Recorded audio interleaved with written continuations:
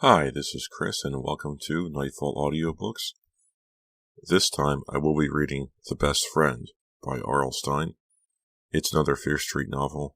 This is an accidental duology.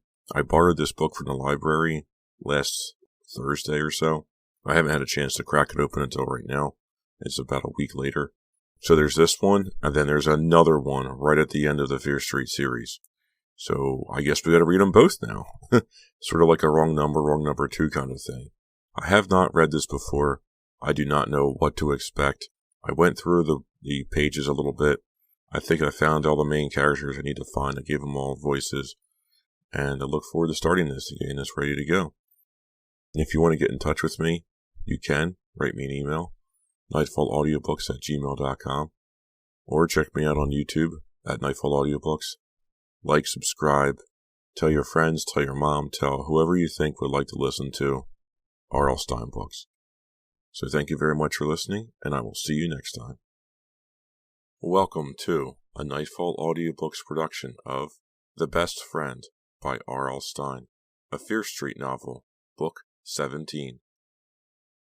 Chapter 1. Ow, stop, you're hurting me. Eric Fraser loosened his grip on Becca Norwood's shoulders. Sorry, I didn't mean to. His face reddened. He stared at the snow-covered windshield. Becca slid away from him until her shoulder bumped the car door. She adjusted the collar of her coat. Why am I sitting here kissing him, she thought. I'm going to break up with him. Big, wet snowflakes continued to fall. The windows were completely blanketed now. It's like being inside an igloo, Becca thought, shivering. Turning his dark eyes to hers, Eric leaned forward, reaching for her. She raised her arm to block him. We have to talk, she said, not meaning to sound shrill. Talk? He giggled for some reason. Becca realized that she hated his giggle. It always burst out at the wrong time. He reached his arm around her shoulders and tried to pull her closer. No, really, she insisted, twisting to get out from under his arm. He acted hurt. What do you want to talk about? Becca chewed the tip of her thumb, a nervous habit. Here goes, she thought. Her stomach felt feathery. Her throat tightened. She realized she was always jumpy around Eric. They'd been dating since school started in September, more than 3 months, but she never felt comfortable with him. He was so needy. She stopped chewing her thumb, clasped her hands together in her lap. I think we need to talk about things. It was cold in the car, parked beside the woods, the engine off, no heater. She shivered again. Eric rolled his eyes. Why do you always want to talk? His voice revealed more than impatience. He sounded angry. Why don't you ever want to talk? She demanded. Her voice trembled. The feathers in her stomach turned to stone. Don't cry, she instructed herself, biting her lower lip. It's not the end of the world. You're just breaking up with him. You haven't even been going with him that long. He turned away from her and gripped the steering wheel with both hands. Why are you on my case? He asked. You said you wanted to come here. I know. So, why do you want to start a fight? I said I was sorry about holding your shoulder too tight. It was an accident. He ran a hand back through his short, brown hair, smoothing it. Becca's heart was pounding. She shifted uncomfortably in the seat. Outside, the wind roared, piling more snow up against the windshield. Don't cry, she told herself again. Be cool. For once in your life, be cool. I think we shouldn't go out any more. There, I said it.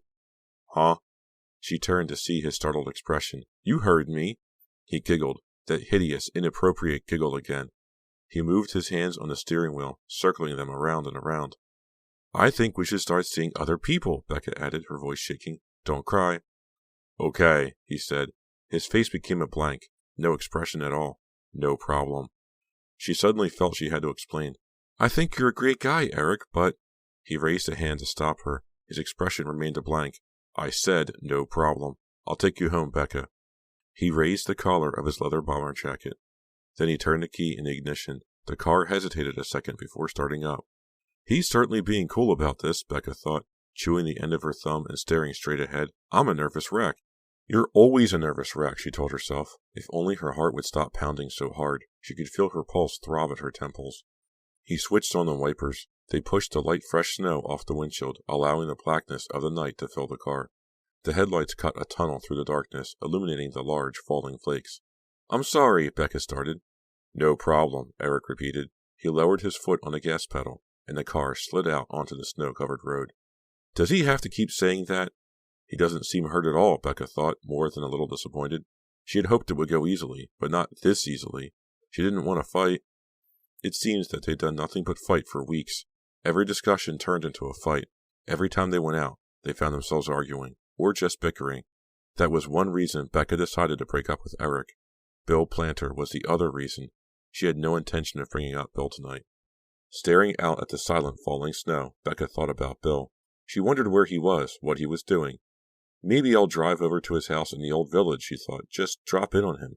Mention that I broke up with Eric. No way. Forget that idea. Her parents would murder her if they even suspected she was thinking about dating Bill again. They were so relieved, so grateful when Becca had dumped Bill and started going with Eric.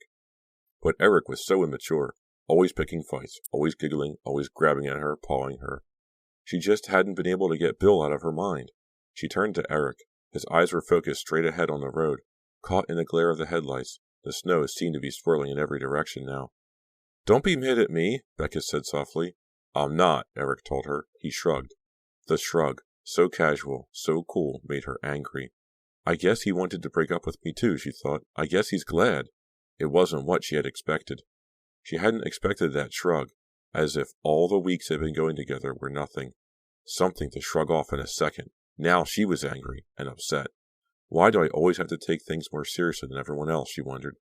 By the time he turned onto Fear Street and pulled up her driveway, she was trembling. She pushed open her door. A blast of cold air invaded the car at once. See you in school, Eric said brightly. It's been real. So cruel, Becca thought miserably. He didn't seem to care about me at all. She slammed the car door behind her. He didn't wait for her to go into her house. He backed down the drive and was gone, while she still stood searching her jeans pockets for her keys. Her thoughts swirled in crazy directions like the falling snow. I can't go inside yet. I'm too upset. She had the keys to her parents' car with her house key. I'll go see Bill. No, I'll just drive for a bit, try to calm myself down. She headed for the garage, her boots crunching the fresh snow. She slowly pulled the overhead door up, raising it as quietly as she could so her parents wouldn't hear. A few seconds later, she backed out of the drive, the headlights off, then roared down Fear Street, the tires skidding beneath her. The snow is so pretty, she thought, clicking on the headlights, leaning forward to peer out the windshield. I'll just drive around town, then come back. Her heart was still racing. Her stomach felt as if it had been tied in knots. I was so nervous about breaking up with Eric, she thought, turning onto the mill road. And now that I've done it, I'm even more nervous. It doesn't make sense. But that's just the way I am, Becca realized. I always feel more nervous after something happens. Face it, kid, she told herself. You're nervous, period. I've got to call Bill, she thought. I've got to call Trish and Lila, too. They'll be surprised that I broke up with Eric. More surprised than Eric, she thought unhappily. She pictured his shrug again, the blank, uncaring look on his face. Who needs him, she thought. Lost in her thoughts, she didn't see the four-way stop in time. When the side of the red Corsica appeared just ahead of her in the windshield, it was too late. Becca gasped and hit the brakes. Her car slid hard into the other car. She closed her eyes against the crunch of metal and shattering glass. Chapter 2. I can't believe you didn't get a scratch, Trish exclaimed. I wasn't going that fast, Becca replied. Because of the snow. Our car wasn't even that badly messed up, just one headlight got smashed. You were so lucky, Lila said. Well, I wouldn't exactly call it lucky, Becca told them. My dad really yelled at me for taking the car without permission. Trish and Lila tisk-tissed. It was the next afternoon, a bright, blue-skied Saturday, the ground covered with snow, still fresh and white. Becca and her two friends were upstairs in Becca's room, warm and comfortable, the old radiator against the wall making hissing sounds. Becca, dressed in black leggings and an oversized blue wool pullover, sat on her bed, back pressed against the wall, legs crossed. She was knitting furiously, a ball of olive green yarn in her lap. I'll never get this sweater finished by Christmas, she muttered. Becca, who's it a present for? Lila asked, raising her head from the shaggy white carpet where she lay on her stomach, flipping through an old copy of Sassy. My cousin. Ow! Becca cried. I poked myself. She held up her finger to examine the small, bright red circle of blood. Now I'm going to drip on the sweater. She tossed the knitting down and scrambled over to her dresser to get a tissue. I knit to calm me down, but it doesn't seem to be working today, Becca told them, pressing the tissue against a cut. Every Christmas, my cousin Rachel and I knit sweaters for each other. Hers is always perfect, with these perfect little stitches and perfect little patterns, and mine, her voice trailed off. Take it easy, Lila said, closing the magazine and rolling onto her back, her hands under her head. Lila wore a maroon and white shady-side high sweatshirt over faded jeans, ripped at both knees. "You need a Band-Aid," Trish said from the window seat across the room. She had been staring out at the snow-covered front yard, but turned to check out Becca's injury. "How can I knit with a Band-Aid on my finger?" Becca snapped. "Badly?" Trish joked. Her blue eyes lit up. She grinned, exposing her braces she had worn for a year, but still made her self-conscious. Dressed in gray sweats, Trish was short and chubby with curly auburn hair that capped her lively, mischievous face. "Love the haircut," Lila called out from her place on the carpet. "Yeah, it's awesome," Trish added enthusiastically. Becca peered at her reflection in the dresser mirror. "It's too short," she said uncertainly. "No way," Trish declared. Becca had seen the ultra-short haircut on a model in 17. The model looked a lot like Becca. Light blonde hair, almond-shaped green eyes, high cheekbones, pale white skin, and just a hint of a cleft in her chin. So Becca had taken a chance and had almost all of her hair cut off, emerging with a sleek, cheeked new look. "I look like a boy," Becca insisted. "You look great," Trish told her. "Stop fishing for compliments," Lila said, rolling her eyes. "You look great, and you know you do." "I'm so jealous," Trish said from the window seat. "With my round face, I could never wear my hair short like that. I'd look like a bowling ball with legs." "I'd rather look like a bowling ball than a stork," Lila grumbled. She secretly liked being tall, but constantly complained about it. Becca removed a tissue from her finger. "There, I think it stopped bleeding." She stepped over Lila on her way back to the bed and picked up her knitting. "Like this color?" she asked Lila. "Yeah, it's great. Your cousin's colorblind, right?" Trish laughed. "Don't encourage her," Becca said to Trish, frowning. "Hey, you know my neck is a little stiff. From the accident, I guess." "What a night you had," Trish said, shaking her head. "First you wreck Eric, then you wreck the car." Lila laughed. "You should be a writer, Trish. You have such a way with words." "Eric wasn't too wrecked," Becca said dryly, trying to remember where she was in the pattern. "Give us more details," Trish demanded, walking over and sitting on the edge of the bed. "We want more details." "I already told you everything," Becca said. "I broke up with Eric. I told him I thought we shouldn't go out anymore, and he sat there like a lump. He barely said a word. He acted so cold, the coldest thing I ever saw." "He didn't burst into tears and beg for one more chance through pitiful sobs?" Trish asked. Lila laughed. "I can just picture that. Poor Eric." No tears, no nothing. He just shrugged," Becca said. "Really, it was so obnoxious." "He was speechless, that's all," Lila offered. "He was in shock." "Yeah, sure," Becca said sarcastically. "Does this look long enough to you?" She held up the knitting. "Long enough for what?" Trish asked. "For a scarf?"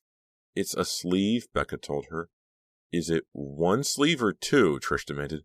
"Huh? It's one." "It's long enough," Trish said. All three girls laughed. Becca was starting to relax, to feel a little calmer.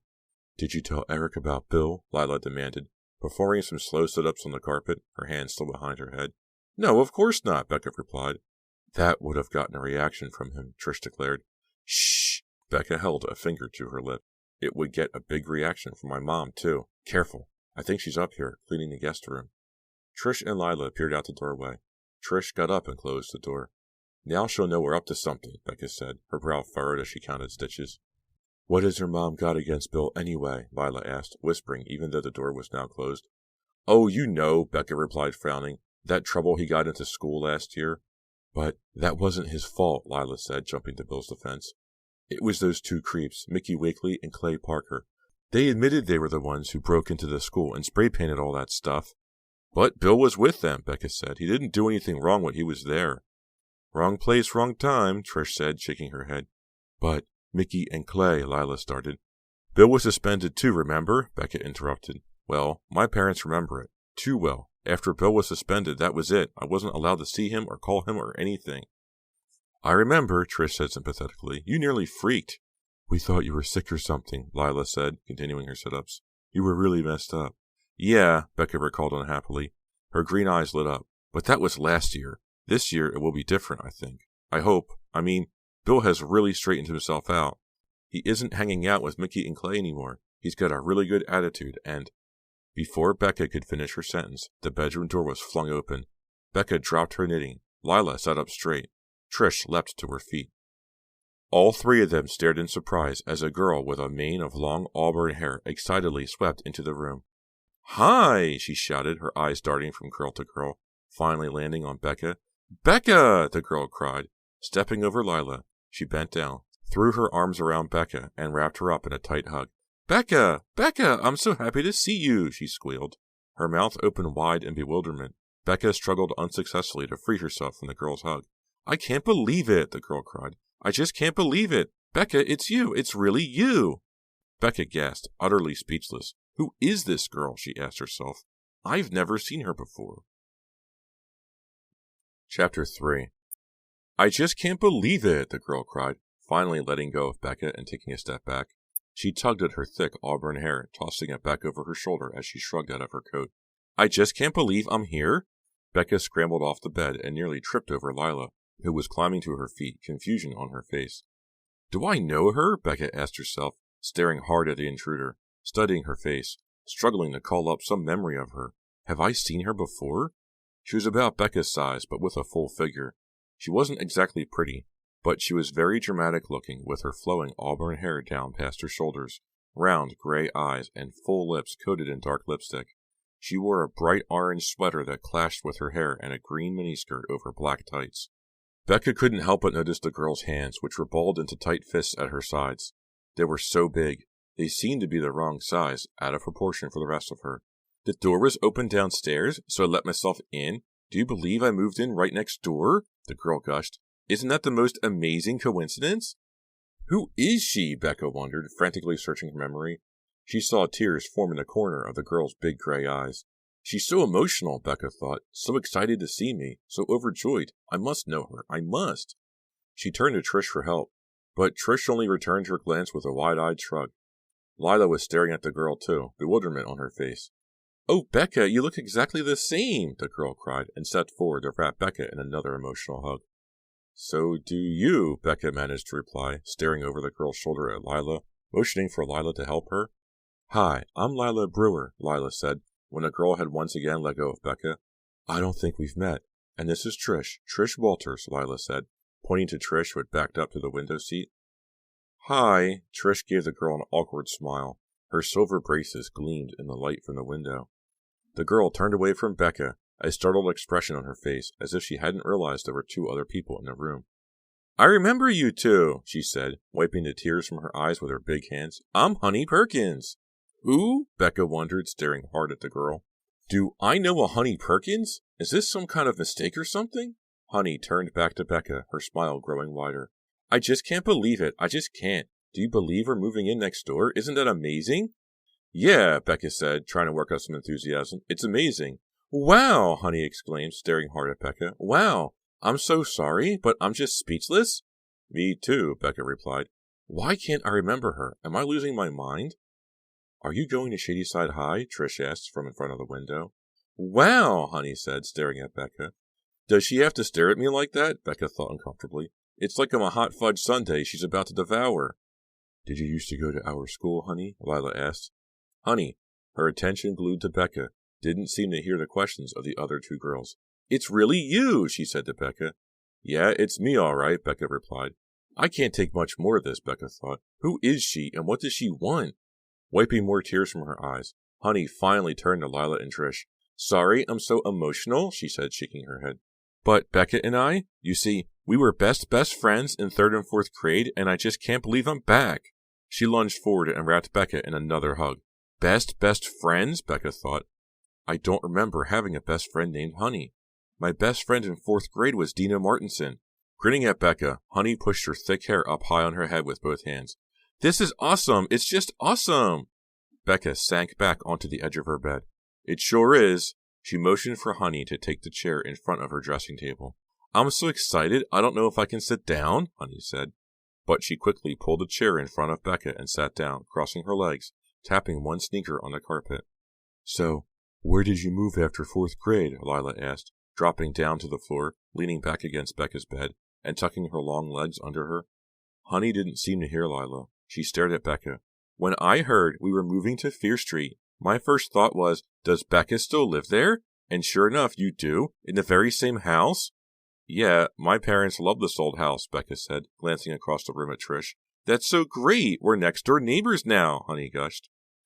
Where have you been living? Trish asked. It's just my dad and me, Honey told Becca. Mom died last year. It's been tough. Very hard on both of us. Very hard. Is Honey ignoring Trish and Lila? Becca wondered. Doesn't she hear their questions? Honey had pulled a chair right up in front of Becca, as if the other two girls weren't part of the conversation. That's one reason I'm so happy you're still here, Honey continued, beaming at Becca, her enormous gray eyes burning into Becca's.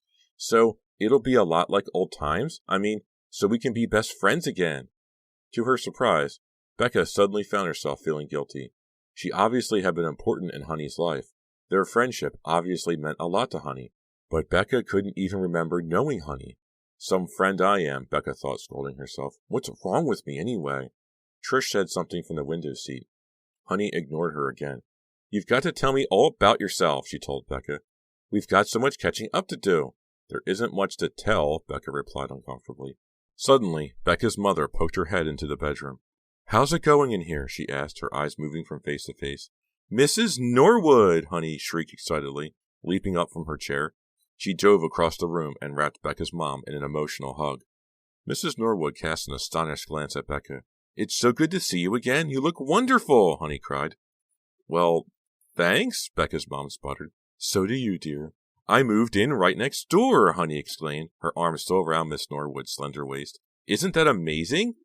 Yes, I guess it is, Becca's mom replied uncertainly. That's really nice. She made an excuse and quickly retreated from the room. Honey turned back to Becca. Your mom is so great. I always thought she was really neat. Yeah, she's okay, Becca replied.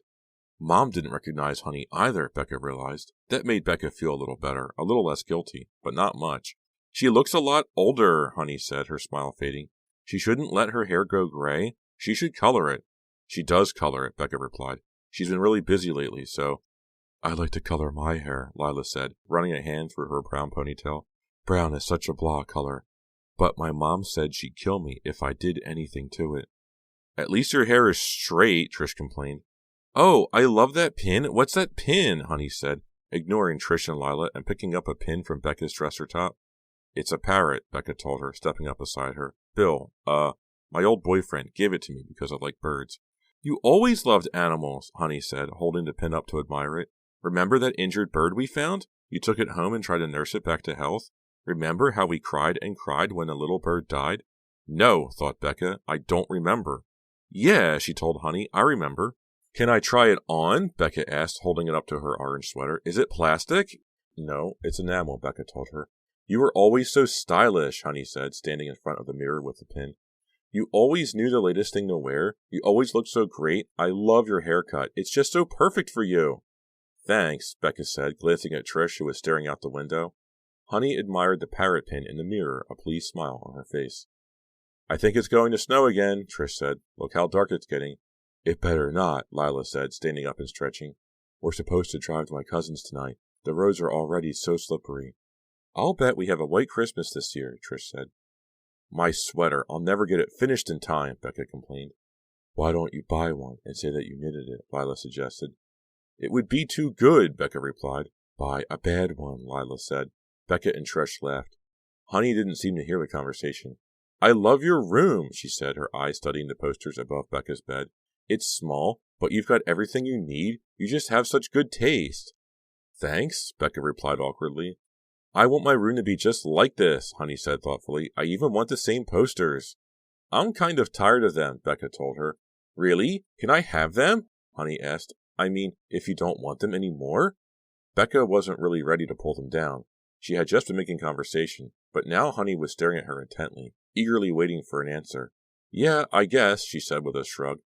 Great! You don't have to take them down now. I'm still unpacking cartons in my room, Honey told her. Anyway, I can get them some other time. I'll be seeing you a lot. Becca didn't reply. She glanced reluctantly at her posters. I don't really want to give them away, she realized. I should have told Honey no. Why did I offer to give them to her? Honey glanced at the clock on Becca's dresser. Wow, I've got to get going? She turned back to Becca, her face revealing deep emotion. Oh, I hope we can be best friends again, she cried, just like when we were kids. She rushed forward and gave Becca another hug. Then she turned and ran out of the room. Becca, Lila, and Trish remained silent, listening to Honey's heavy footsteps descend the stairs. When they heard the front door slam, all three of them exploded at once. What was that all about? Trish demanded. She didn't even notice Trish and I were here, Lila explained. She didn't say goodbye or anything. Who is she? Becca asked, collapsing onto the floor beside Lila. Am I cracking up or what? She's your best friend, Becca, Lila said in a mock scolding tone. How could you forget your best friend? Laughing, Trish buried her face in a window seat pillow. Do you remember her? Becca demanded. Lila and Trish shook their heads. Why should we remember her? Trish said. She was your best friend. Trish and Lila collapsed in hysterics. Becca didn't join in. She pulled the pillow out of Trish's hands and hugged it. But what if she was right? What if we were best friends?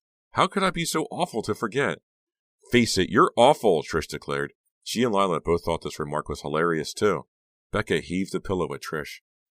It missed and bounced off the window. You'll probably forget us, too, Lila declared.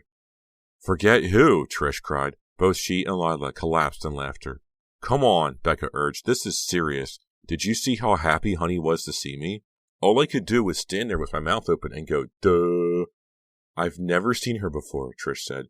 Weren't we in the same 4th grade class? Didn't you have Miss Martin? Yeah, Becca said. Me too, said Lila. Whatever happened to Miss Martin? Moved away, I think, Becca replied. I think she had a baby and got married. Don't you mean got married and had a baby? Asked Lila. Whatever, Becca replied impatiently. So why don't we remember Honey Perkins? Lila asked. Do you have your class pictures? Trish demanded, standing up and walking over to the other two. From 4th grade? Becca shook her head. I don't think so. Oh, wait. She made her way to the desk against the wall, leaned down, and pulled out the bottom drawer. I might have it in this box. She pulled out a battered cardboard box and began rummaging through it. A short while later, she lifted out their 4th grade class picture. The girls huddled close to study it.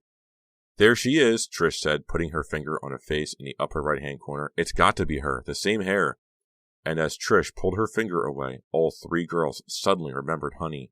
Yeah, right, that's her, Becca recalled. She was weird. She was real weird, Trish agreed. She was quiet, almost never spoke. When Miss Martin called on her, she used to choke, remember? She'd turn real white and just sputter. No one liked her, Lila commented, staring hard at the photo. Hey, Becca. Nice bang, she cried, pointing to Becca in the front row. You were always so stylish, Trish teased. Becca gave her a hard poke in the ribs and returned to staring at Honey's unsmiling face. Honey used to burst into loud sobs for no reason at all, she remembered. Yeah, she was scary, Trish added. She had no friends at all, Lila said. So why does she think that she and I were such good pals? Becca asked. She must have an awesome fantasy life, Trish mused. Guess they're real lucky to have a new admirer, Lila teased Becca. Yeah, a new best friend, Trish said, grinning. Becca frowned. I'm not so sure.